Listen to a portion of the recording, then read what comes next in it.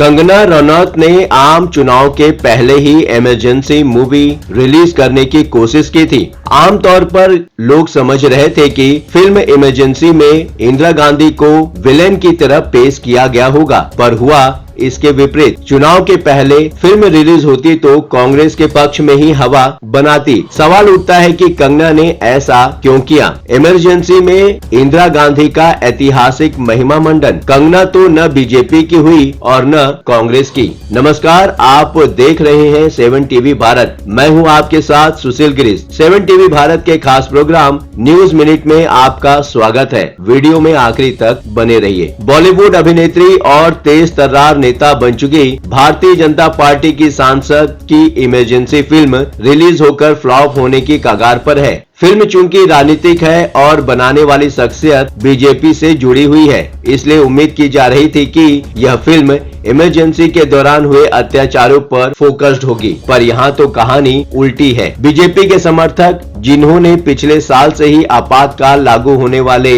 दिन यानी कि 25 जून को संविधान हत्या दिवस मनाने का संकल्प लिया हो, उनके लिए यह फिल्म उसी तरह हो गई कि गए थे रोजा छुड़ाने, नमाज गले पड़ गई। उम्मीद के विपरीत कंगना रनौत ने एक ऐसी मूवी बनाई जिसका इमरजेंसी केवल नाम भर है, पर फिल्म की कहानी पूर्व प्रधानमंत्री इंदिरा गांधी को देश का हीरो बनाकर पेश करती है। फिल्म देखने के बाद जब आप निकलते हैं तो आपके दिमाग में इंदिरा गांधी के साहसिक फैसलों की गूंज ही सुनाई देती है। आप यह मानने को विवश हो जाएंगे कि इंदिरा गांधी देश की सबसे महान नेत्री थी, पर इतना सब होने के बावजूद आखिर ऐसा क्यों हुआ कि कंगना न बीजेपी समर्थकों को ही खुश कर सकी और न ही कांग्रेस से उन्हें तारीफ मिल रही है। इस वीडियो में आगे बढ़ने से पहले आपसे एक छोटी सी रिक्वेस्ट है। यदि आप चैनल पर नए हैं तो इस चैनल को सब्सक्राइब कर लीजिए ताकि आपको सभी नोटिफिकेशन समय पर मिलता रहे। इंदिरा गांधी को महान बताने की हर कोशिश फिल्म में हुई है। इमरजेंसी मूवी देखते हुए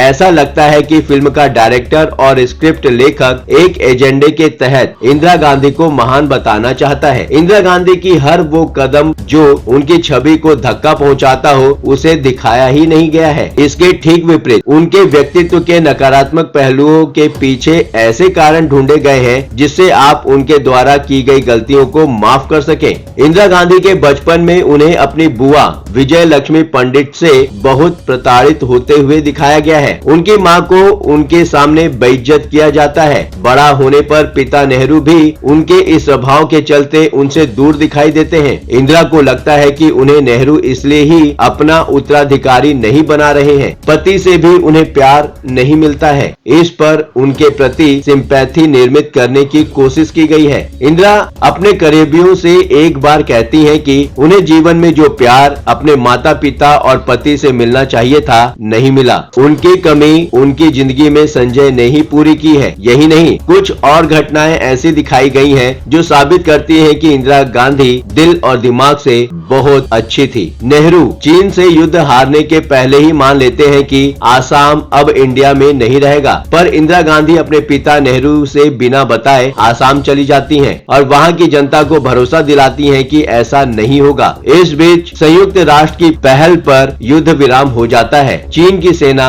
वापस लौट जाती है। पूरे देश में इंदिरा के शौर्य की तारीफ होती है। नेहरू अपनी बेटी से नाराज हो जाते हैं, यानी कि अपने पिता से नाराजगी मोल लेकर भी इंदिरा आसाम को बचा लेती हैं। बांग्लादेश युद्ध में भारतीय सेना को झोंकने के पहले अटल बिहारी वाजपेयी के आवास पर जाकर उनसे मदद मांगती हैं। यह जाहिर कराने की कोशिश करती हैं कि वो तानाशाह नहीं थी और सबको साथ लेकर चलती हैं। इमरजेंसी खत्म करने के बाद संजय गांधी के मना करने के बावजूद देश में चुनाव करवाती हैं। हारने के बाद जेल जाती हैं। जेल से वापस होने पर अपने घर नहीं जाती। पहले लोकनायक जयप्रकाश नारायण से मिलने जाती हैं। यह दिखाने की कोशिश होती है कि इंदिरा अगर गलती करती थी तो वो पश्चाताप भी करती हैं। जयप्रकाश नारायण के घर से सीधे बेलछी चली जाती हैं, जहां दलितों पर अत्याचार हुआ। लोगों को कई दिनों से खाना नहीं मिला है। इंदिरा गांधी को सड़क मार्ग से जाने से मना कर दिया जाता है। इंदिरा गांधी हाथी पर सवार होकर दलितों से मिलने बेलछी पहुंचती हैं। जनता नारा लगाती है कि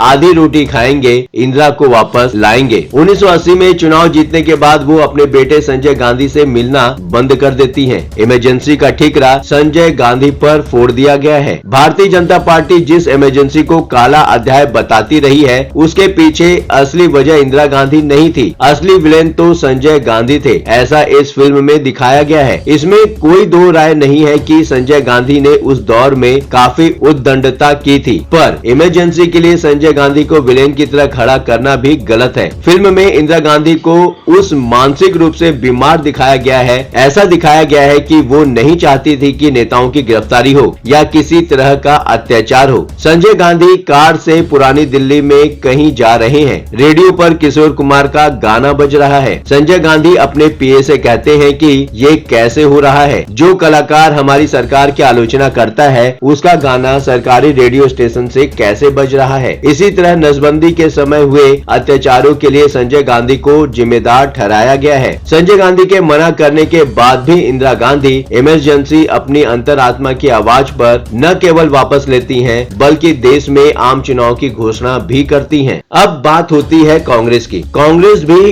इस फिल्म में तारीफ करने से बच रही है। कंगना रनौत के लिए सबसे बड़ी समस्या ये है कि उन्होंने पार्टी लाइन के हिसाब से फिल्म नहीं बनाई, और उससे भी बुरी बात यह है कि कांग्रेस भी इस मूवी की तारीफ नहीं कर रही है। कांग्रेस को लगता है कि इंदिरा के बचपन की बातें गलत तरीके से दिखाई गई हैं। फिल्म में इंदिरा गांधी को खुद अपने आप को इंदिरा इज इंडिया और इंडिया इज इंदिरा कहते हुए दिखाया गया है। कांग्रेस नेताओं को इस पर भी ऐतराज हो सकता है। कांग्रेस अभी धर्म संकट में है कि एक बीजेपी सांसद की बनाई हुई फिल्म की तारीफ वो कैसे करे। यह बीजेपी की रणनीति ही है कि इतना बड़ा ब्लंडर करने के बाद भी कंगना की आलोचना पार्टी लेवल पर नहीं हो रही है, क्योंकि इससे कंगना को विपक्ष हाथों हाथ ले लेगा। कंगना जहां विक्टिम के रूप में नजर आई, विपक्ष के लिए यह फिल्म सोना बन जाएगी। इस खबर पर आपकी क्या राय है? वर्तमान सिचुएशन क्या इशारा कर रही है? अगर आप कुछ कहना चाहते हैं, आपके विचार रखना या व्यक्त करना चाह रहे हैं, तो कमेंट सेक्शन खुला है। आप खुलकर अपने विचार हमसे साझा कर सकते हैं। चलते चलते ये बात भी बताना जरूरी है कि 7 टीवी भारत अपने दर्शकों की राय और सूचनाओं के लिए हमेशा खुला है। यदि आपके आसपास कोई महत्वपूर्ण घटना, दुर्घटना, भ्रष्टाचार, प्रेरक प्रसंग, वृत्तांत, सामाजिक मुद्दा या अन्य कोई मामला सामने आए, तो कृपया उसे हमारे साथ साझा करें। हम आपकी गोपनीयता की पूर्ण सुरक्षा का आश्वासन देते हैं। आपके योगदान से हम बेहतर और सारगर समाचार प्रदान करने में सक्षम होंगे। ये प्लेटफॉर्म है जनता का, आपका, आपकी आवाज को बुलंद करने का। अब आपकी बात नहीं रहेगी अनसुनी। आपके विचार, आपके सुझाव हमारे लिए मायने रखते हैं। अभी तक आपने इस चैनल को सब्सक्राइब नहीं किया है तो देर किस बात की। चैनल को अभी सब्सक्राइब करें। आपका चैनल को सब्सक्राइब करना, वीडियो को लाइक करके कमेंट करना हमारे प्रयासों को प्रोत्साहन देता है। आज के लिए बस इतना ही। लगातार खबरों के लिए बने रहिए 7 टीवी भारत के साथ।